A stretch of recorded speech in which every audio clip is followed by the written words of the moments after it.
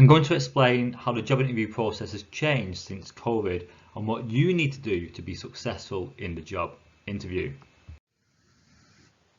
The great news is that the government are predicting that there's going to be an increase in jobs available between 2021 and 2022. The CIPD labour market outlook for spring 2021 says employment intentions are now at their highest rate since 2013. Now it's very obvious in industries such as the catering and hospitality sector, because we're seeing more people going back onto the high streets, buying coffees, going to restaurants, going to bars and staying in hotels. But this also has a knock-on effect to other industries such as the finance sector, the business sector and the retail sector as well.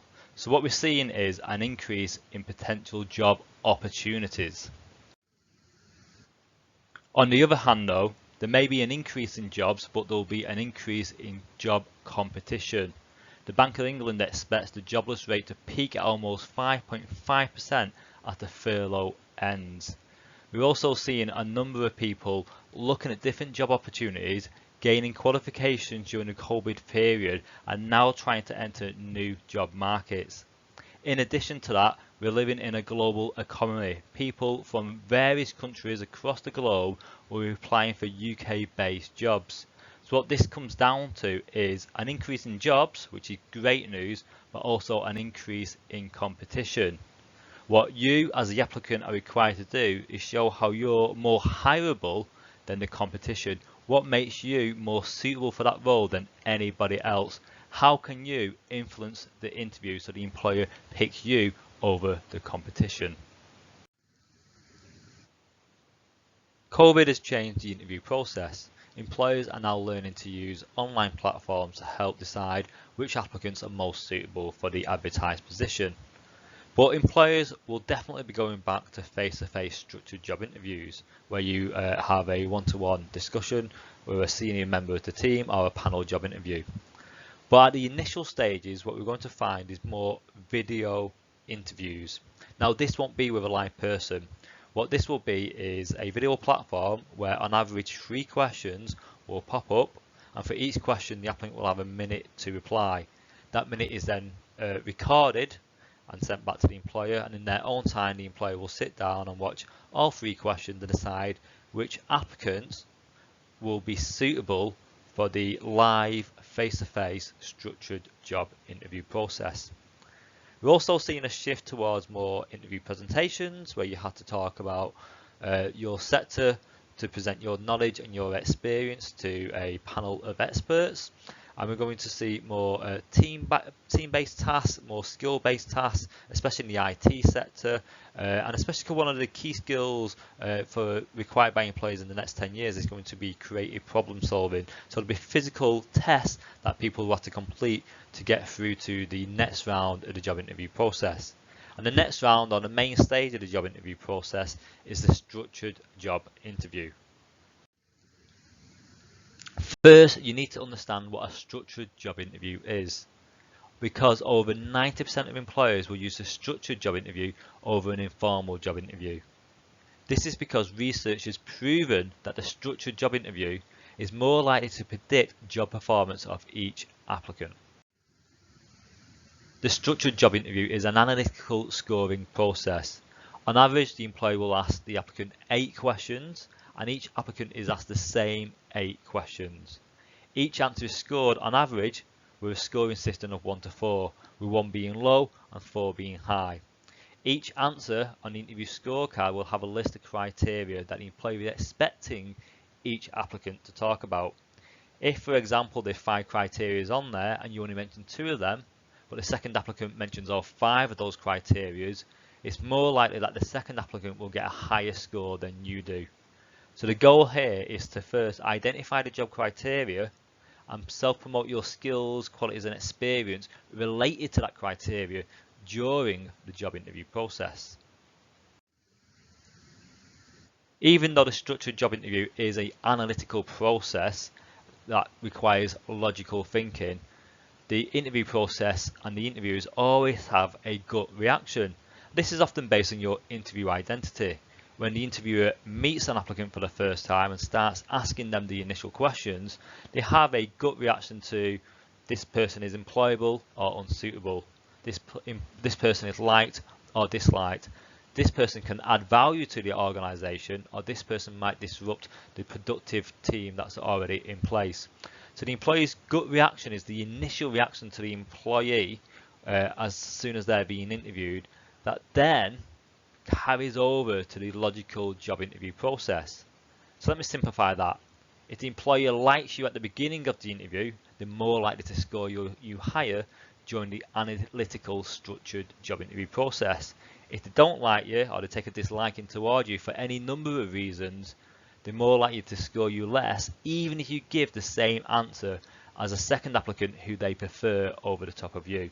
So likability, the employer's gut reaction, is key to increasing scores during a structured job interview process. The job interview identity is the perception the employer has of each applicant. This means that the interview identity for each job hunter may change depending on the interviewer themselves. If, for example, an interviewer takes a dislike to an applicant at the initial introduction, the interviewer is therefore likely to presume that this person is not suitable for the organisation. This then, at the unconscious level, changes the interviewer's behaviour during the job interview process, which then affects the interviewee's performance during that job interview process, creating a self-fulfilling prophecy. The interviewer thought the applicant wasn't suitable, so is disencouraging towards the applicant, which makes the applicant disclose weaknesses more than they do normally during a positive, friendly, warm job interview. So what this means is the interviewer's behaviour, and if they like the applicant at the beginning of the job interview, is highly important in terms of how the applicant behaves in the job interview and their allocated interview scoring during that structured job interview process. Each of the 16 interview identities are based on two axes: the level of perceived knowledge and experience versus the level of perceived confidence. So some applicants, as an example, may be industry experts, have got over 10 years experience working in a certain sector, but because they've got a low level of confidence, they don't talk about their vast amount of knowledge during the job interview process. The interviewer may even recognise that this person is an expert due to their CV or their reputation in the job sector. But if that same applicant isn't confident, isn't talking for a long time for each interview answer, isn't talking about models and theories related to that sector, the interviewer's going to think, what's wrong with this person? Why are they being unresponsive, or are they a little bit bored? On the opposite scale, you might have someone who's highly confident but has got a low level of knowledge and experience. So this highly confident person will easily create liking in the job interview, will build up rapport, will create the impression that they are highly knowledgeable in that particular sector. But as a skilled interviewer starts breaking down those interview questions and really challenging the applicants on their knowledge base, the applicant who may be very talkative and very confident will come across as insincere or dishonest, because their level of knowledge is at a lower level than the interviewer perceived it was going to be. So what this means is, to be seen as successful in the job interview and to receive more job offers, you need to be confident in your communication while expressing your high level knowledge and experience towards that job sector. So you need to be seen as very skilled, very charismatic, very optimistic. So to check your job interview identity, the perception the employer has of you as an applicant, you can go onto www.employmentking.co.uk/IPG. So employmentking.co.uk/IPG. But now I'm going to talk about what makes a successful job interview outcome. What can you do as the applicant to impress the interviewer? The 3 rules for a successful job interview outcome are: number 1, identify the job criteria. Now you can do this in 3 different ways. First, the employer will often send you a list of criteria for that particular job role. As an example, they'll tell you what skills, qualities and experience they are looking for the successful applicant.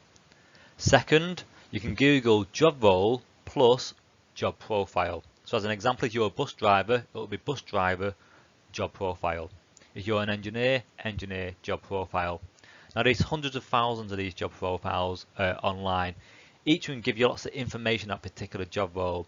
The duties, the qualities, the skills, the duties, and even stuff like the salary, the entry-level qualifications and promotional opportunities.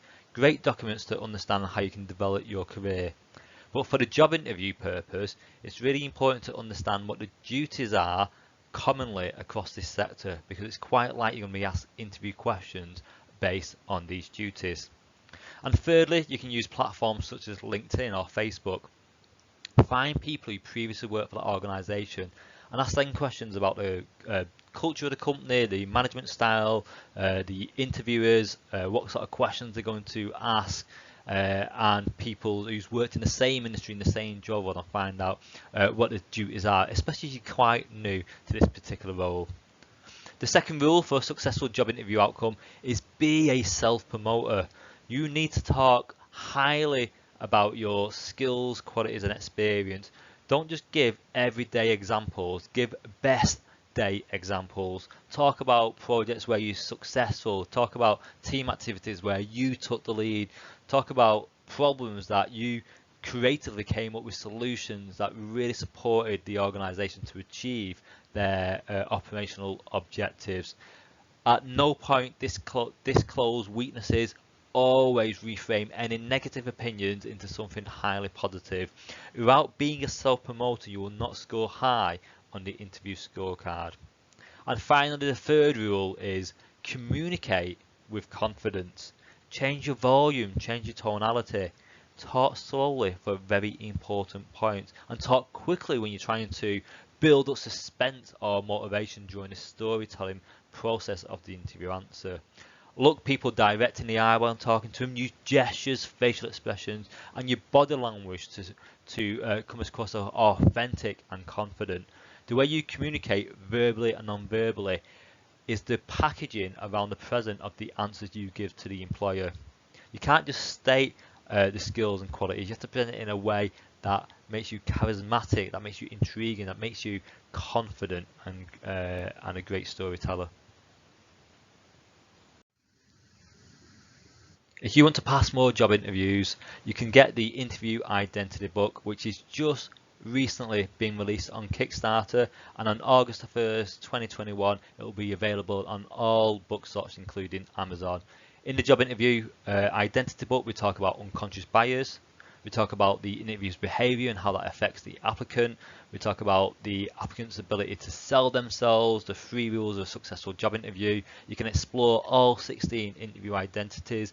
We give you formulas to help you prepare your interview answers and tell you all the best practice that we've taken from lots of academic research to show you what a successful interview should be like.